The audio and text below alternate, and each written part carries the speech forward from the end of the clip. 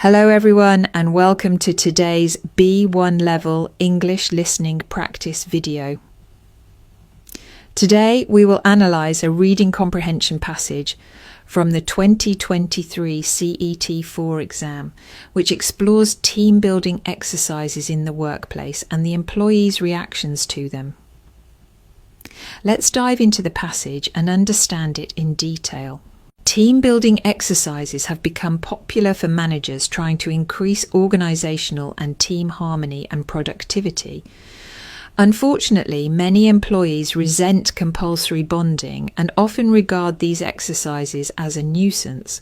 A paper published this week by University of Sydney researchers in social networks has reported participants' feelings about team-building interventions, revealing ethical implications in forcing employees to take part. Many people see team-building activities as a waste of time, so we decided to look in more depth at what's behind this, said the paper's lead researcher, Dr. Peter Matus. Teams are formed, combined and restructured. Staff are relocated and office spaces redesigned. All this is done with the aim of improving workplace efficiency, collaboration and cohesion. But does any of this work? Said Dr. Matus. The study found that team-building exercises which focused on the sharing of and intervening into personal attitudes and relationships between team members were considered too heavy-handed and intrusive.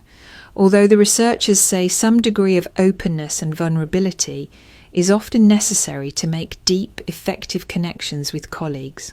Some participants were against team-building exercises because they were implicitly compulsory. They didn't welcome management's interest in their lives beyond their direct work performance, said Matus. Many people don't want to be forced into having fun or making friends, especially not on top of their busy jobs. They feel management is being too nosy or trying to control their lives too much. In this study, the researchers recommended a self-disclosure approach where participants were guided through a series of questions that allowed them to increasingly disclose personal information and values. The method is well tested and has been shown to increase interpersonal closeness. However, to be successful, it must be voluntary.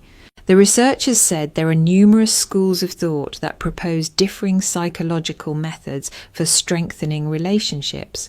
With caution, many relational methods to improve teams and organisations can be borrowed from other fields. The question is how to apply them effectively to strengthen an entire collective, which is more than just the sum of individual relationships, said Dr. Matus. Now I'm going to ask you 5 questions about today's video. Write your answers in a comment down below. 1. Why are many employees opposed to team-building exercises? 2. What did Dr. Matus and his team do to find out whether team-building activities would improve productivity? 3. What did the study by Matus's team find about some team-building exercises? 4. How can the self-disclosure approach succeed in increasing interpersonal closeness? 5. What does Matus think of the various psychological methods borrowed from other fields for strengthening relationships? That's all for today's lesson.